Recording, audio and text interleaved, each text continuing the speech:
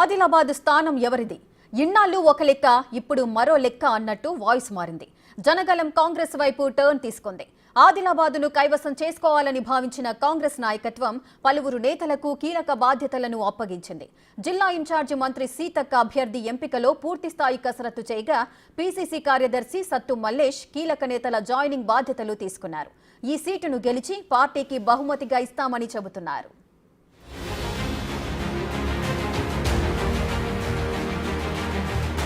Adilabad MP seat కోసం కాంగ్రెస్ నేతల యత్నాలు.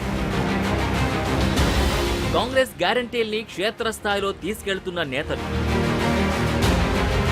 కాంగ్రెస్ పార్టీకి జనాల్లో పెరుగుతున్న గ్రాఫ్. గెలుపు బాధ్యతల్ని భుజాలపై వేసుకున్న సీతక్క, సత్తు మల్లేష్. ఎంపీ స్థానాన్ని గెలిచి పార్టీకి బహుమతిగా ఇస్తామని వ్యాఖ్య. 2009 డీలిమిటేషన్ తర్వాత ఎస్టీ నియోజకవర్గంగా మారిన ఆదిలాబాదులో ఇప్పటి వరకు కాంగ్రెస్ గెలవలేదు. తెలంగాణ వచ్చిన తర్వాత 2 సార్లు జరిగిన ఎన్నికల్లో ఒకసారి బీఆర్ఎస్, మరోసారి బీజేపీ గెలవగా కాంగ్రెస్ 3వ స్థానానికి పరిమితమైంది. తెలంగాణలో కాంగ్రెస్ సర్కార్ కొలువు తీరడంతో మంచి జోరు మీదున్న హస్తం నేతలు వీలైనన్ని ఎక్కువ ఎంపీ సీట్లు గెలిచేందుకు ప్రయత్నాలు చేస్తున్నారు. రాష్ట్ర వ్యాప్తంగా నేతలంతా ఏకతాటిపైకొచ్చి పార్లమెంట్ ఎన్నికల్లోనూ హస్తం హవా చాటాలని డిసైడ్ అయ్యారు. అందులో భాగంగా ఆదిలాబాద్ స్థానాన్ని భారీ మెజార్టీతో గెలవాలనే సంకల్పంతో నేతలు ప్రచారంలో దూసుకుపోతున్నారు. ఆదిలాబాద్ ఎంపీ స్థానాన్ని గెలిపించే బాధ్యతను మంత్రి సీతక్కతో పాటు ఇతర రాష్ట్ర స్థాయి నేతలకు పీసీసీ అప్పగించింది. అభ్యర్థి ఎంపికతో పాటు వారిని గెలిపించేందుకు తీవ్రంగా కృషి చేస్తున్నారు. ప్రభుత్వ టీచర్గా పనిచేస్తున్న గిరిజన మహిళ ఆత్రం సుగుణకు అధినాయకత్వం అవకాశమిచ్చింది. మొదట్లో వామపక్ష భావజాలానికి ఆకర్షితులైన సుగుణ అనేక ప్రజా ఉద్యమాల్లో తన వంతు పాత్ర పోషించారు. మలిదశ తెలంగాణ ఉద్యమంలో యాక్టివ్గా పాల్గొన్నారు. మరో 13 ఏళ్ల సర్వీస్ ఉండగానే ఆమె ప్రభుత్వ టీచర్ ఉద్యోగానికి రాజీనామా చేసి కాంగ్రెస్లో చేరారు. జిల్లాలో మంత్రి సీతక్కకు పట్టు ఉండడం సహా సత్తు మల్లేష్ వ్యూహాలతో ఎలాగైనా భారీ మెజార్టీ సాధించే దిశగా అడుగులు వేస్తున్నారు. మొదట్నుంచి జిల్లాలోనే ఉంటున్న సీతక్క స్థానిక ఆదివాసీ, గిరిజన సంఘాలతో మమేకమవుతున్నారు. మిగతా నియోజకవర్గాల్లో పార్టీ నాయకులతో సమావేశాలు నిర్వహిస్తూ ప్రభుత్వం ప్రవేశపెట్టిన గ్యారంటీల్ని వివరిస్తున్నారు. అవి ప్రజలకు ఏ విధంగా ఉపయోగపడుతున్నాయో చెప్తూ వినూత్నంగా ప్రచారం చేస్తున్నారామె. మంత్రి సీతక్క వ్యూహాలకు టీపీసీసీ కార్యదర్శి సత్తు మల్లేష్ సహాయం తోడు కావడంతో ఆదిలాబాద్లో ఆత్రం సుగుణ విజయం ఖాయంగా కనిపిస్తోందని రాజకీయ నిపుణుల అంచనా. ఆదివాసీలు, గిరిజనులు ఎక్కువ ఉన్న ఆదిలాబాద్ జిల్లాలో సీతక్కకి మంచి పట్టుంది.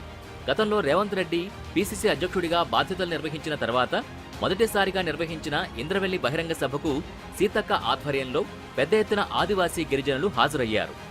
ఇసుకేస్తే రాళ్లంత జనంతో జరిగిన ఆ మీటింగ్ సూపర్ సక్సెస్ అయింది. తర్వాత పార్లమెంట్ ఎన్నికల నేపథ్యంలో జరిగిన సభని సక్సెస్ చేయడంలో మంత్రి సీతక్క పాత్ర ప్రధానమని స్థానిక నేతలు చెబుతున్నారు. మొన్నటికి మొన్న నిర్మల్ జిల్లాలో రాహుల్ గాంధీ పాల్గొన్న జనజాతర సభని సక్సెస్ చేయడంలో మంత్రి సీతక్క పాత్ర కీలకమని పీసీసీ పెద్దలే చెబుతున్నారు. ఆదిలాబాద్ అభ్యర్థి ఆత్రం సుగుణను గెలిపించేందుకు ఆమె చేస్తున్న కృషిపై ప్రశంసలొస్తున్నాయి. చోటా బడా నాయకులందరినీ సమైక్యం చేస్తూ మంత్రి సీతక్క ముందుకు సాగుతున్నారు. బీజేపీ అయితే అసలు ఈ 10 ఏళ్లల్లా అన్నిటి రేట్లు పెంచారు. కాంగ్రెస్ ఉన్నప్పుడు 500లకు సిలిండర్ ఇచ్చినాం. బీజేపీ 10 ఏళ్ల పాలనలో 1200 పెంచారు. కాంగ్రెస్ ఉన్నప్పుడు ఉపాధి హామీ చట్టం తెస్తే ఈ రోజు వరకు ₹1 కూడా పెంచలే. ఇప్పుడు రాహుల్ గాంధీ గారు నిన్న సభాముఖంగా చెప్పి ₹400 పెంచబోతున్నాను. ఇచ్చిన ప్రతి మాట మేము ఒప్పుకుంటాం. కాకపోతే బీజేపీ, బీఆర్ఎస్ వాళ్ళు వాళ్లకు అధికారం పోయి, ఒకరేమో అధికారం పోతుందనే బాధ, ఒకరేమో పోయిందనేటువంటి బాధతోటి ఏదేదో మాట్లాడతారు. 10 ఏళ్ళు మీరు రైతు రుణమాఫీ చేయలేదు, ఇండ్లు కట్టియలేదు, ఉద్యోగాలు ఇవ్వలేదు, భూములకు పట్టాలు ఇవ్వలేదు, ఎన్నో చేసారు, ఇబ్బందులు చేశారు. అవన్నీ ఇప్పుడు పెండింగ్ ఉన్నాయి కాబట్టి మమ్మల్ని అడుగుతున్నారు. మాకు ఇచ్చింది 3 నెలల టైం, ఇప్పుడు 2 నెలల నుంచి ఎలక్షన్లు నడుస్తున్నాయి. ఎందుకంత ఆతృత పడుతున్నారు?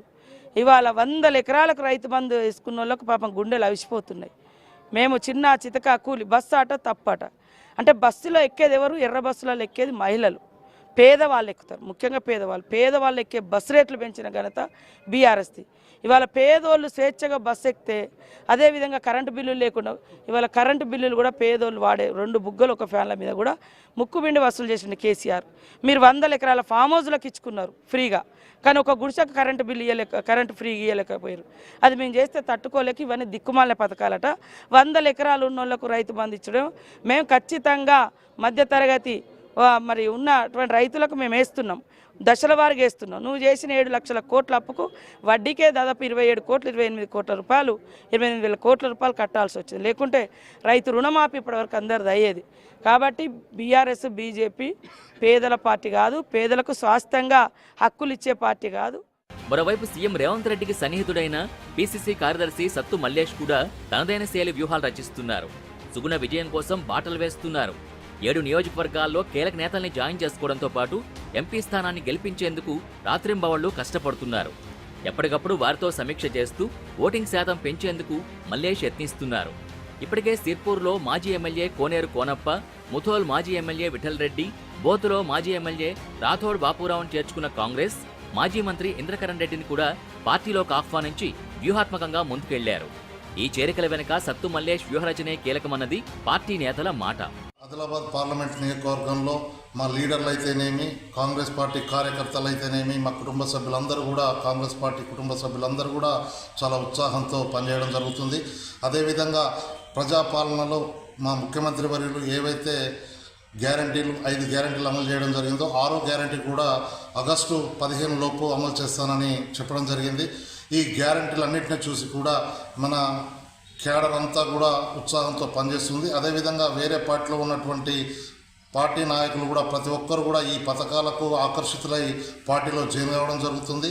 ఈ దిశగా కాంగ్రెస్ పార్టీ మీరు ఏ సర్వేలు చూసినా కూడా ఆదిలాబాద్ పార్లమెంటు కాంగ్రెస్ పార్టీ కైవసం చేసుకుంటుందని చెప్పడం కూడా జరుగుతుంది. జాయినింగ్లన్నీ కూడా అందరితోనూ కూడా మాకు ఉన్నటువంటి ఎప్పుడైతే ఎవరైతే కార్యకర్తలు ఉన్నారో ఆ కార్యకర్తల అనుమతి మేరకు మాత్రమే వాళ్ళని తీసుకోవడం జరుగుతుంది. కొత్తగా జాయిన్ అయిన వాళ్ళు, పాత వాళ్ళు ఇద్దరు కూడా కుటుంబ సభ్యులుగా కలిసికట్టుగా చాలా ఉత్సాహంతో పనిచేయడం జరుగుతుంది. ఖానాపూర్లో వెడ్మ బొజ్జు పటేల్ ఎమ్మెల్యేగా ఉండడం మరో ప్లస్ పాయింట్.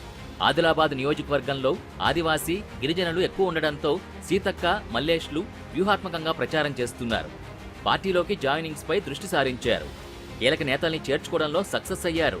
స్థానిక నేతల సహాయం, జిల్లా నేతల సమన్వయంతో ఆదిలాబాద్ సీటుని కైవసం చేసుకుని అధిష్టానానికి బహుమతిగా ఇచ్చేందుకు సీతక్క, మల్లేష్ కృషి చేస్తున్నారని స్థానిక నేతలు చెబుతున్నారు.